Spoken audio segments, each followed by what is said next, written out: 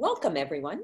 I'm Laureen DeBuono, Managing Partner at FLG, and today I'm excited to launch our monthly CFO Insights program, which is part of our new FLG Leadership Series of educational online events.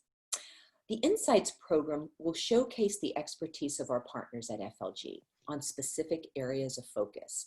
In these one-on-one, what we're calling fireside chats, we'll dive into our recommendations around the best practices and smart financial solutions for common business challenges. So what I'd like to do now is begin our discussion by first introducing our FLG partner, Kenton Chow. Ken joined FLG in 2015 with over 25 years of executive management experience as both an operational and strategic CFO and COO in private and public technology companies, which include Jumio, Retail Next, Wine.com, Nomium, Aurora Networks, Azul Systems, Sun Microsystems, Cobalt Network, you name it. His experience spans multiple technology industry sectors, including SaaS software, big data analytics, e-commerce, security, retail CPG, and what I call all things tech. Ken's track record of accomplishments is truly impressive. Over his career, he has successfully raised over $600 million in private and public financings. He's completed over $2.4 billion in M&A transactions, including leading the IPO of Cobalt Networks, which, by the way, was 30 times oversubscribed, which is a big deal. And he managed its subsequent acquisition by Sun Microsystems for over $2 billion. So our topic today is a timely one, as COVID has presented challenges for business leaders from multiple different angles, be it customer demand, expense and cash management, to employee and investor relations. Ken's recent experience managing a global technology company during this crisis gives us a unique opportunity to learn from him about what CFOs need to do to prioritize when facing a crisis such as COVID. So let's begin. So Ken, you began your current CFO position at the height of the pandemic, and I think it was February or March. So what surprised you in terms of the issues you face, both at work, be it the workforce environment, the work team, and the actual business, things around revenue dropping fast, margin pressures, etc. What surprised you? What were you not expecting? Well, first, Laureen, thanks again for the opportunity to spend some time with you and to share some experiences. Great. I think what surprised me most is the speed of the pandemic and the massive impact it's had on the global economy. These are unprecedented times, and no one in our lifetime has ever dealt with anything remotely like this. No global business has escaped the impact of COVID-19, and we're a long way away from being out of the woods. I'd say that work and life as we knew it will just never be the same. I completely agree with you on that point. Business life is going to be very, very, very challenged. So understanding that your company and its business were now in crisis mode, how quickly did you and your executive team develop and implement a plan to handle the crisis and all that it was going to do in terms of impacting your business? Well, first and foremost, we had to move fast. Massive business and economic disruptions such as the 2008 financial crisis or the bursting of the internet bubble or 9/11. It requires flexible, agile plans to deal with rapidly changing circumstances and facts.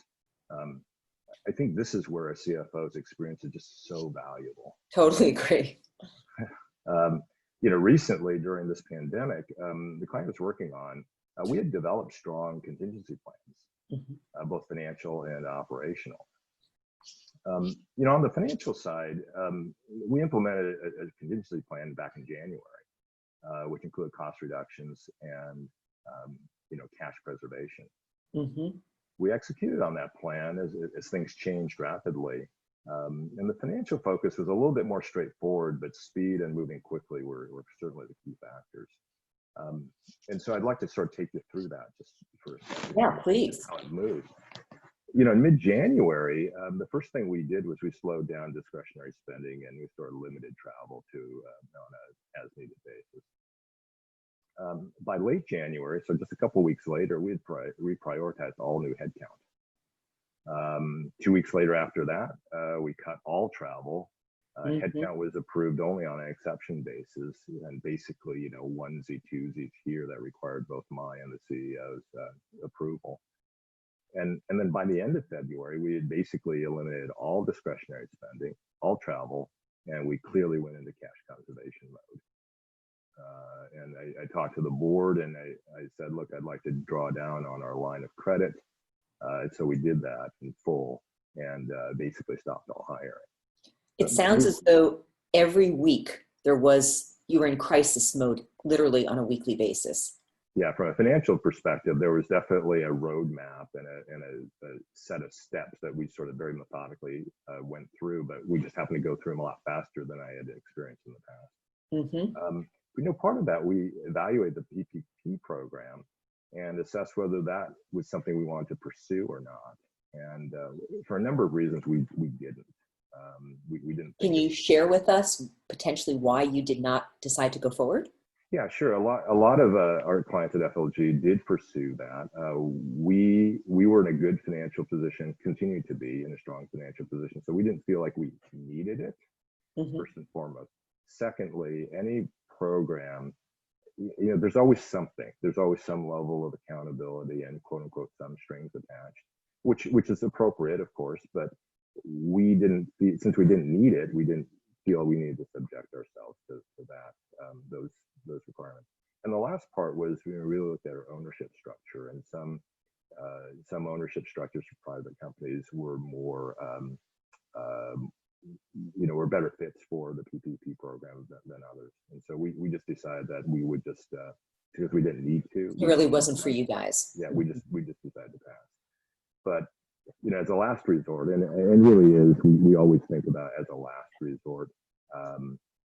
Trimming our staff, and we did do some of that to reflect our changing demand forecast. So on the financial side, I think it was a very very well laid out, well executed set of plans. But there's still lingering questions like, is the pandemic, is that covered under business interruption insurance? Was our information security and cybersecurity shored up well enough, given that we felt like there would be bad actors out there and looking for an opportunity. So these are things we continue to look at and work on. But on the business side and the operational side, dealing with bringing technology and service delivery to our customers, we found that was challenging because we're dealing with a combination of complex health, first and foremost, economic and governmental compliance issues all at the same time. And when business, as an example, when governments inform businesses to shut down your office within a day's notice, it's pretty challenging to react and implement. For example, we developed software as part of our solution, and trying to get engineers to stay focused on what they're doing while we're telling them, okay, you all got to leave the office, and but you have to still hit these deadlines, and it's just disruptive. And so the bigger disruption for us, we managed through that just fine, but is really how does an entire global company work from home across 5 continents in a crisis situation? And although we are already well distributed as a company, it still had some disruption as our technology and office teams adjusted really well. They had to, using Zoom and Slack and other tools to sort of stay productive. But you guys were almost lucky in a way because you were already fully distributed. So you already were using the technologies that everybody else needed to learn. So in that case, it sounds as though you had a little bit of a leg up.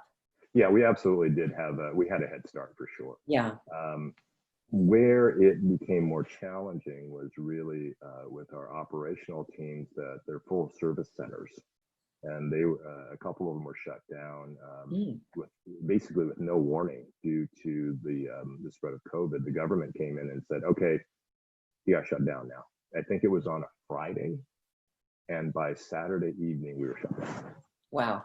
I mean, there was no time to react, and so what we had to do was implement a full work from home strategy, and it did create inefficiency for sure and disruption. But our operations team and our information security team did an amazing job of just keeping us going during those first few days. Lastly, the understanding around what appropriate financial and sales processes should there be when you have limited to no visibility on demand. It really poses cash planning challenges because you just don't know what the slope of your demand curve is. So we built 6 different scenarios, only one of which was slightly up. The second one was basically flat, and all the others were different permutations of lower than what our original plan was. And I assume that you're constantly redoing your scenarios. It's multiple scenarios all the time, pretty much. Yeah, absolutely. We constantly, every 2 weeks, we update 6 different scenarios. We've built a model that's flexible enough to do that. That's great. We're just, we're learning every day what the demand curve looks like, what customers are willing to do, what's our sales process look like in the COVID era. And so for the rest of the year, are we flat? Are we down? Are we going to be up? It really depends on a lot of which industry verticals are hitting at the time. Financial services seems to have been a little bit less impacted than, say, for example, the travel and entertainment industry, which in April, they were forecasting 50 to 80% lower year-over-year results. Airbnb, for example, came out very publicly and said they'd be 50% down. Some of those estimates have been adjusted a little bit. Some of them haven't. We'll wait and see. We just don't know as we head into. Is there really any way to have clarity about the second half? Boy, if we had true visibility, we'd all be independently wealthy on some. Yeah, gazillionaires, right? But what we're doing is we're preparing as if the second wave of COVID-19 hit. And our view is that the second wave isn't a matter of if, but when. And we think it's actually going to be sooner rather than later. The United States is certainly going through that. But in other parts of the world, like in some of the South American countries, the first wave is really just at the height right now, hitting countries like Brazil and Argentina and Colombia. They're all going through that. And we've got customers and some operations there. But I think the moral of the story here is I think we have to approach these situations when we have very little visibility with just being flexible, nimble, incremental. And that's why every 2 weeks, we, like I had mentioned before, we reforecast because I have 2 weeks better data than I'd had 2 weeks prior. Totally get it.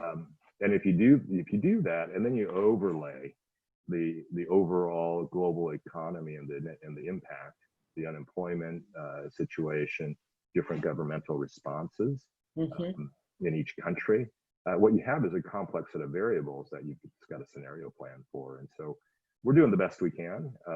We think that we're hopeful in the second half of the year, but we're still trying to figure it out.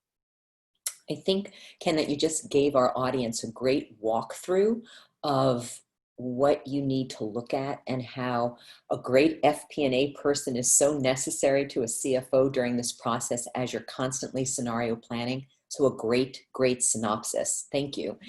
What I'd like to do now is just shift gears a bit. So my next question is really about the employees, the workforce team. So how did your workforce, how did the team respond to all of these crisis issues? And has the employee team been accepting, or have they accepted all the changes that has impacted the business and are still yet to come? Well, I mean, the human element is huge. I mean, business is still about people. And, we're really focused on the well-being of all of our employees. We're concerned about, work from home fatigue for some. Some people love it, absolutely love it. And other people are kind of like, I really wish I was back in the office. I have that work from home fatigue. Yeah, no, I think we all do. We, being on video conferences, one after another can be taxing. Gets old. Yeah, but I guess maybe I'm a bit old school. I still believe in the social contract that companies have with their employees. When you join a team, it should be something special. Mm-hmm. And so when we're faced with things like doing a headcount reduction, it's just gut wrenching. And unfortunately, most CFOs have had to face these tough, decisions before. It just goes with the territory. But I'll never forget. I'll give you an example. Post 9/11, and the internet bubble had already burst, and I just joined a company up in Canada making telecom equipment, and that industry had taken a big hit, and I was dealing with 5 founders who had basically hired all of their friends from Nortel and all the people they used to work from at Nortel, and so. I realized when I joined that, wow, we only have 90 days of cash. And, Oops. And in another country with a slightly different business culture, a little bit more socialistic oriented, I had to go back to the founders and say, hey, look, we have a choice here. We can decide not to cut any staff and ultimately lose all 400 jobs in this private company. Or we can make the headcount reductions and probably save 200 of the jobs. And I just went to them and I said, look, it's your choice. Mm-hmm. You can make me out to be the bad guy because I'm the CFO, but I'm just telling you like it is. Not fun. But I was in that same position at the same time with the internet bubble bursting. It was tough.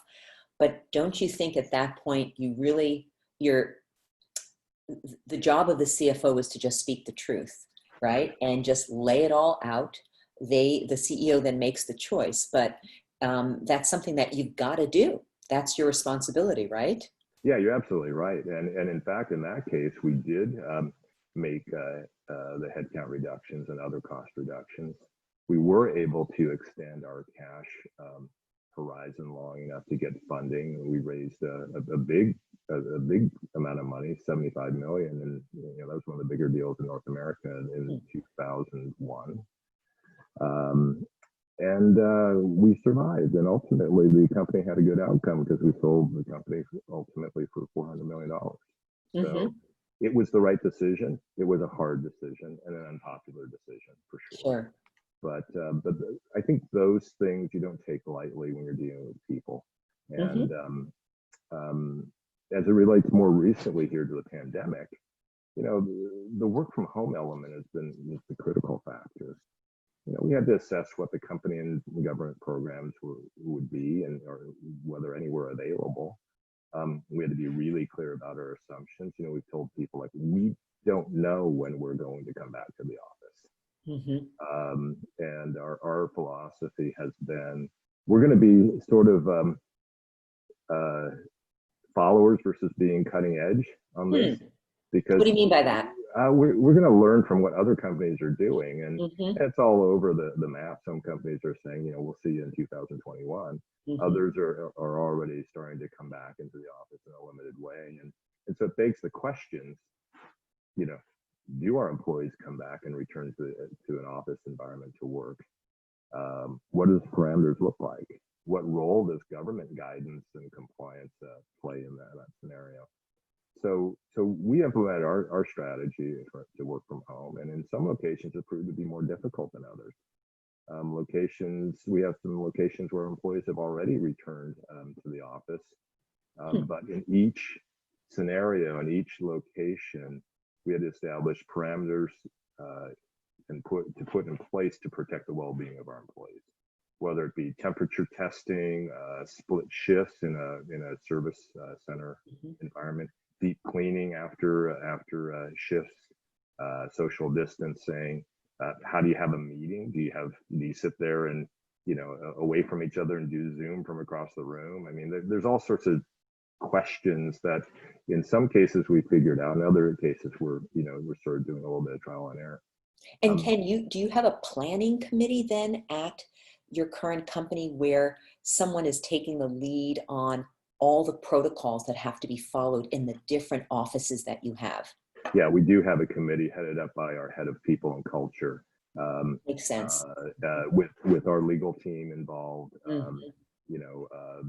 operations and finance, because we have operational centers, so they've already implemented a number of different steps. So yes, it is a cross-functional committee. We actually even sent out a survey to our employees, asking them what are their thoughts, and it's Smart. interesting because this survey came back with slightly different perspectives depending on the office and depending on the country. Mhm. So that was pretty interesting. We're still going through that and digesting it all. But like I said, many of our offices are still work from home. Here in California, we're still work from home, and that's where electronic communication is just a key lifeline to our employees. Totally.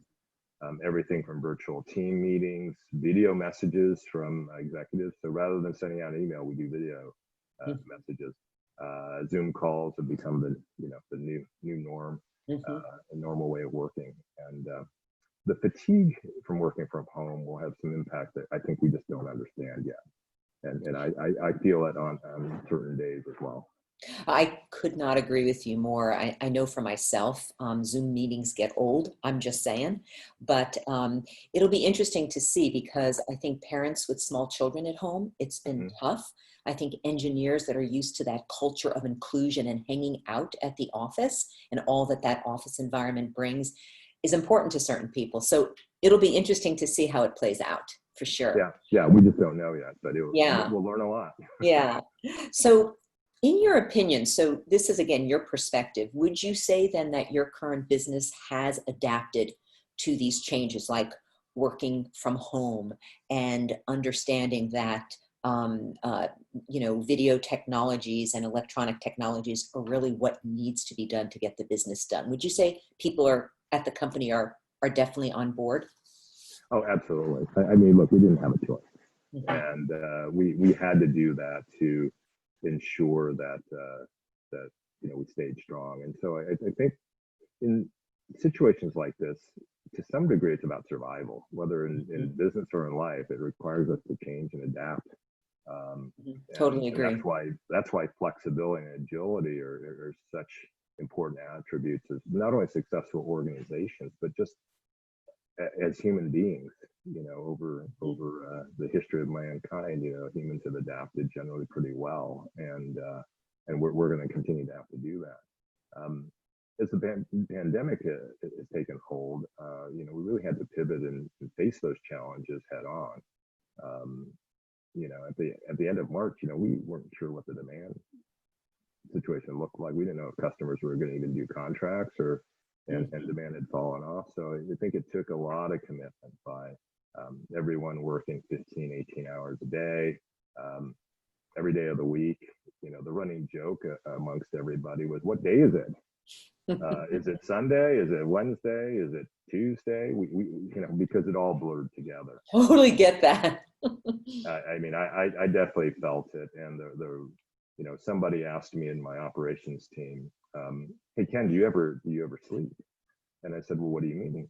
I said, well, I'm in a different time zone. I just got an email from you where normally that would be where most people would be sleeping in California.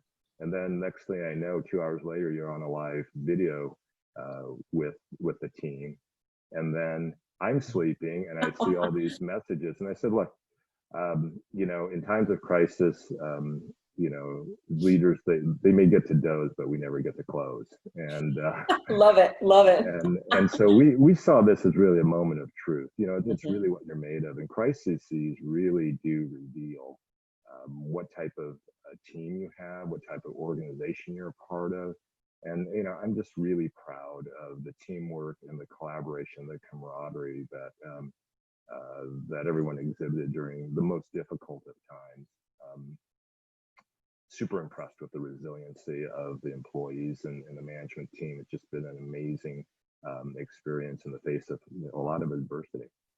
So that sounds great in terms of how the business has successfully made that shift. So let me ask you a more personal question. So Ken, how do you think your experience as a very deep experienced CFO and FLG partner, how has that helped you to provide your CEO, your board, your executive team, the assistance they needed to figure it all out?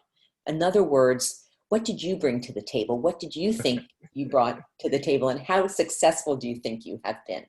Well, I like to think that I bring value to the table every day, and that's what I try and do. But I think experienced CFOs, like all of the partners at FLG, I think one of the things we do is we bring a clarity of thinking and a calmness to the most stressful situations. It's kind of like the calm in the eye of the storm, and when everything's chaotic. It's that combination that I think that's really helped me focus on the roadmap back to normal and restoring full service to our customers. And I think that's not unique to me. I think that really good CFOs and executives in general. But it's unique. Leadership. But it's unique to you from the standpoint of having that depth of experience where you can pull from your experience during the internet bubble burst, right? Where you can pull from your other experiences to kind of be that calm messenger, right? And implementer during the storm. Well, and I do agree with that. There's no substitute for experience. And if you've gone through a number of crises in the past, they're not fun while you're going through them, but boy, they're learning experiences that you put in your tool bag to pull out at a future date. I do think that what helps me personally is I tend to be an analytical, data-driven decision maker. And I've always seen that as an asset, especially in chaotic times where here's the data, here's what the facts are, let's decide how we want to react to it. But these are what the facts are. Sure. And I think that's really helped the executive team really be, as a whole, be effective under pressure. So when you navigate this type of crisis that we're going through right now, what would you say are your most top of mind items that you think are most important when thinking about how I manage this?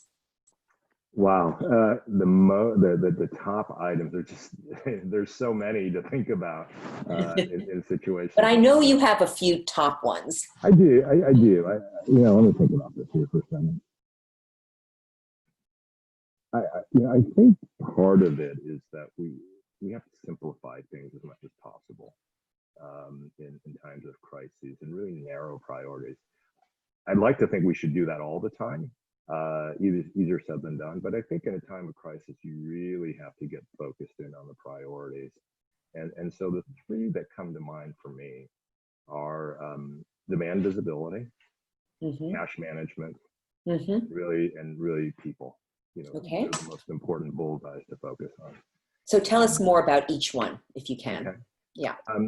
So on the demand side, I think understanding the leading indicators of what the top line scenarios look like is always critical to running your business, but especially when you're faced with a crisis and you really have little visibility.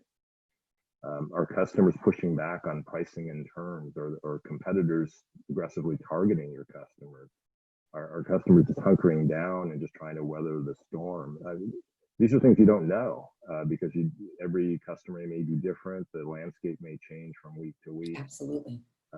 Every day we learn more about what the demand picture looks like. I'd say the second one is really cash is king. Absolutely. Absolutely.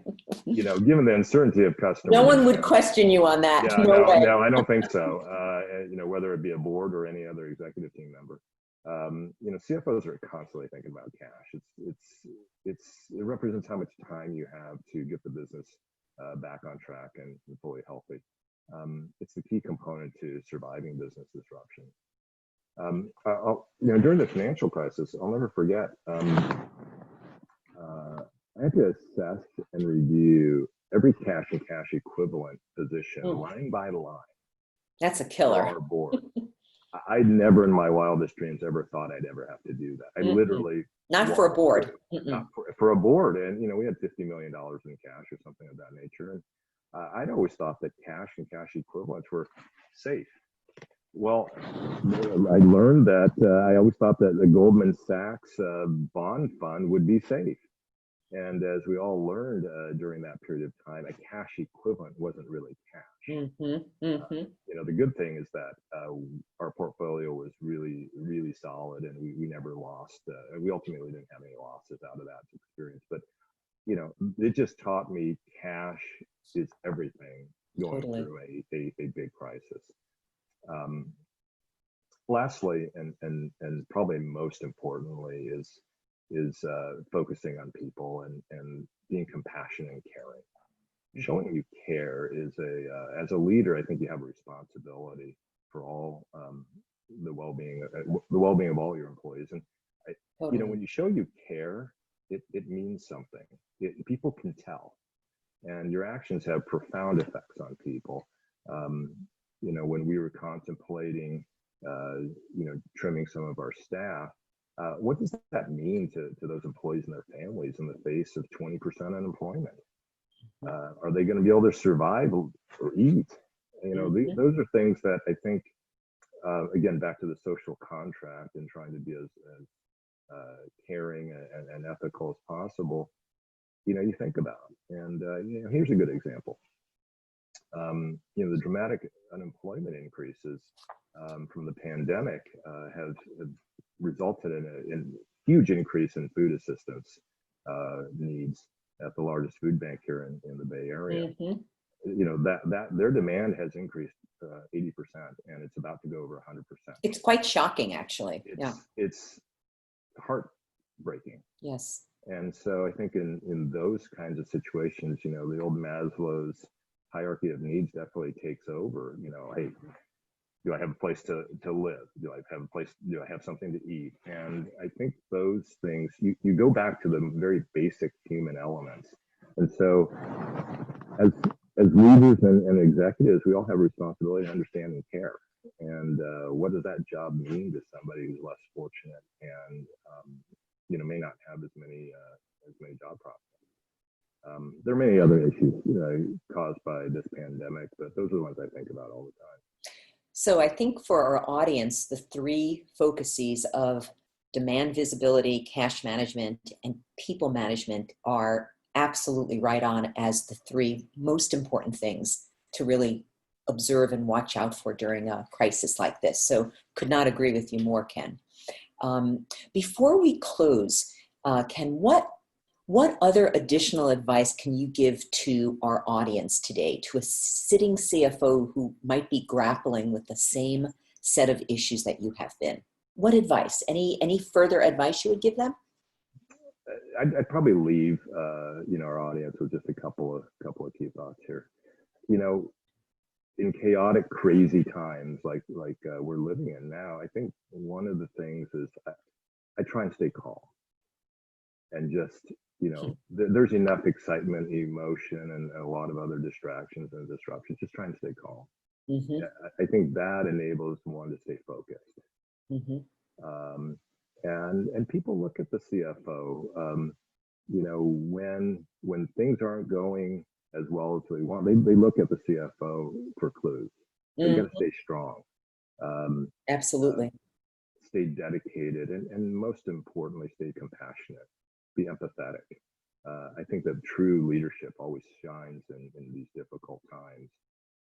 And in the face of adversity, I think CFOs are in a unique position to lead and provide guidance to the CEO and the executive team, as well as the entire organization. So I think you're in a very visible position and role, and people look to you when things are not going maybe as you want them to see, well, how's the CFO handling it? How's the CEO handling it? And I think if you are steady and you provide that calmness and we'll get this, we'll get through it, it's a huge asset to an organization. Couldn't agree with you more. So it's time for us to close. So thanks so much, Ken. I appreciate the time, Laureen. Yeah, great takeaways for our audience in terms of those proactive steps that all leaders can take in the face of a crisis like this. So we hope, everyone, that you've enjoyed the program. Please join us for our next chat, which will be in August. And we hope that you don't miss our CFO Essentials Workshop. This is our first one that we will be doing. It's October 7th at the Ritz-Carlton in San Francisco. We will have proper social distancing, so we hope that we'll see you then. These one-day workshops, and by the way, Ken is one of our faculty members on the workshop. What we try to do is leverage a panel of experienced experts at FLG to guide particularly new CFOs through what they need to do and know to steer their companies successfully through current business uncertainties. So I think it's going to be a great program.